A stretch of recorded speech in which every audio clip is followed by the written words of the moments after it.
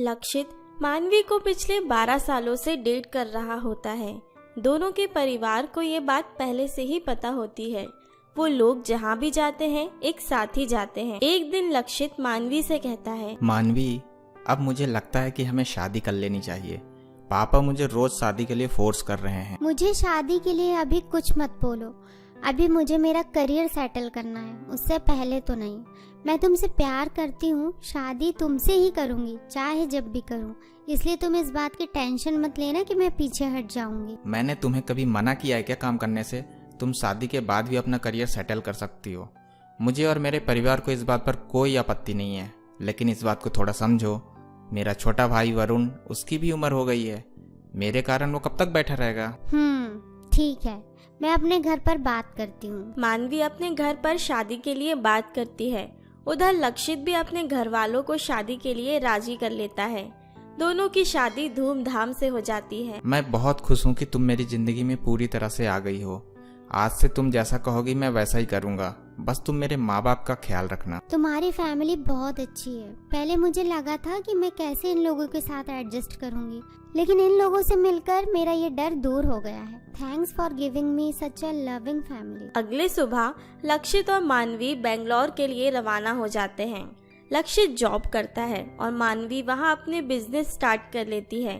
दोनों खुशी खुशी अपना जीवन बिताने लगते हैं। लक्षित, मैं सारा दिन अकेले काम करती हूँ। तुम घर के काम में जरा भी मदद नहीं करते हो मेरी। ये जिम्मेदारी मेरे अकेले की है क्या? तुम्हारी कोई जिम्मेदारी नहीं है क्या? शादी के वक्त तो तुमने कहा था कि तुम हर चीज में मेरा साथ दोगे। अरे मानवी, तुम जैसा बोलती हो मैं वैसा ही तो करता हूँ। बताओ क्या काम है? कल से मॉर्निंग की चाय तुम बनाओगे। दुकान जाने से पहले पूरे घर में झाड़ू लगा देना और आने के बाद सारा फर्नीचर तुम्हें ही पहुँचना है। अरे यार, बस इतना सा? इसके लिए तुम मुझे इतना गुस्सा दिखा रही हो? ठीक है बाबा, कल से मैं कर दूंगा। अब थोड़ा रिलैक्स करो। मानवी उन लड़कियों में से थी जो अपने घर के साथ साथ अपना बिजनेस भी अच्छे से संभालती थी, लेकिन उसे किटी पार्टियों का बहुत शौक था। आए दिन वो अपने फ्रेंड्स के साथ पार्टी करने जाती है, जो कि लक्षित को पसंद नहीं आता। मानवी, तुम्हारे पास तो मेरे लिए बिल्कुल भी वक्त नहीं होता है। सारा दिन तो बिजनेस में लगी रहती हो और बाकी बचा हुआ वक्त तो तुम अपने फ्रेंड्स के साथ बिता देती हो। ऐसा कुछ नहीं है, ऐसा सिर्फ तुम्हें लगता है। तुम भी अपने फ्रेंड्स के साथ घूमो, मैंने कब मना किया है? बिजनेस चलाने के लिए तो सोसाइटी में भी उठना बैठना पड़ता है। इतने में ही लक्षित किचन से एक ग्लास लाकर रूम में रख देता है और मानवी गुस्से में लाल हो जाती है। लक्षित, तुम्हें कितनी बार कहा है कि सामान जहाँ से उठाते हो वहीं रखा करो। किसी ने सच ही कहा है, शादी का मतलब किसी बड़े बच्चे को गोद लेना है। तुम आजकल बहुत दिमाग खराब करती हो। क्यों? पहले भी मैं इसी तरह से रहता था, लेकिन पता नहीं क्यों अब तुम्हें प्रॉब्लम होने लगी है हर चीज से। दोनों एक दूसरे से नाराज होकर सो जाते हैं। अगले दिन दोनों अपने अपने काम पर रोज की तरह जाते हैं। शाम को लक्षित जैसे ही घर आता है, आज एसी खराब हो गया था, मुझे जल्दी घर आना पड़ा। एसी वाले को बुलवाया था ना बनवाने के लिए। अरे रहने देती, मैं आ जाता। अरे तुम तो रहने ही दो, मुझे पता है तुम्हें कितना आता है। कितने दिन से वॉशिंग मशीन खराब पड़ी है, तुम्हारे भरोसे इसे छोड़ा था, अभी तक ये तो बनी नहीं, तो एसी क्या खाक बनता? इतनी गर्मी में मैं नहीं सो सकती। एक तो पूरा दिन काम करो और रात में गर्मी। तुमसे शादी करके तो मेरी जिंदगी खराब ही हो गई है। यार, तुम आते ही चिल्लाने लगती हो। मैं आकर बैठा भी नहीं हूँ कि तुम चालू हो गई। और ये क्या दिन भर तुम मुझे सुनाती रहती हो? मत करो, सारे काम जैसे तुम मेरे ही करती हो ना। लक्षित गुस्से से रूम में चला जाता है।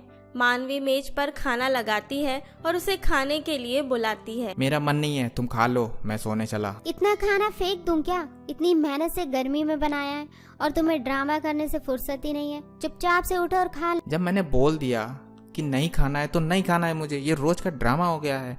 एक तो जॉब की टेंशन, ऊपर से रोज की किचकिच मुझे पसंद नहीं है।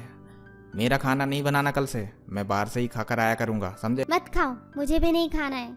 कल मैं ये सब काम वाली को दे दूंगी। मानवी रोने लगती है और थोड़ी देर बाद लक्षित उसे हमेशा की तरह मनाने आ जाता है। मानवी, मुझे माफ कर दो, मुझसे गलती हो गई। मैं तुमसे बहुत प्यार करता हूँ, लेकिन क्या करूँ यार, तुम समझती ही नहीं हो। तुम जैसा कहती हो मैं वैसा ही तो करता हूँ, फिर भी तुम मुझ पर चिल्लाती हो तो मुझे भी गुस्सा आ जाता है। चलो अब खाना खाते हैं, चलो उठो। अगले दिन लक्षित छुपकर अपनी साली को फोन करता है और सारी बातें उसे बताता है। देखो तुम्हारी बहन किस तरह से करती है यार, बहुत परेशान हो गया हूँ उसकी हरकतों से। अरे जीजा जी, ये कौन सी नई बात है? आपको तो ये सब पहले से ही पता था, आपने ही तो उसे सर चढ़ा रखा है। अब इसमें हम क्या ही कर सकते हैं, फिर भी हम आपकी तरफ हैं। तुम एक काम करो ना, तुम थोड़े दिनों के लिए यहाँ आ जाओ ताकि तुम्हारी बहन का मूड ठीक हो जाए और वो खुश हो जाए। नहीं जीजा जी, मेरा मन नहीं है आने का। दीदी बहुत अजीब सा बिहेव करती हैं, जो मुझे बिल्कुल पसंद नहीं आता है। आप लोग यहाँ आइए और अपनी छुट्टी एंजॉय कीजिए। मानवी को ये बात पता चल जाती है कि लक्षित ने उसकी चुगली उसकी बहन से की है और वो गुस्से से आग बबूला हो जाती है। क्या तुमने मेरी बहन से बात की थी? सच सच बताओ, झूठ तो बिल्कुल बोलना भी मत। क्यों, क्या हुआ? तुम मेरी चुगली मेरी बहन से करोगे तो तुम्हें क्या लगा कि ये बातें मुझे पता नहीं चलेगी? आखिर वो मेरी बहन है। अरे यार, मैं कुछ भी करूं मैं फंस ही जाता हूँ। क्या मैं किसी से बात भी ना करूं? अब मुझे समझ आ गया है कि मेरी पूरी जिंदगी तुम्हारी गुलामी ही करनी है। जब तक मैं तुम्हारा बॉयफ्रेंड था तब तक तो सब कुछ ठीक था। अब मैं बस बेचारा पति हूँ और सिर्फ पति ही रह गया हूँ।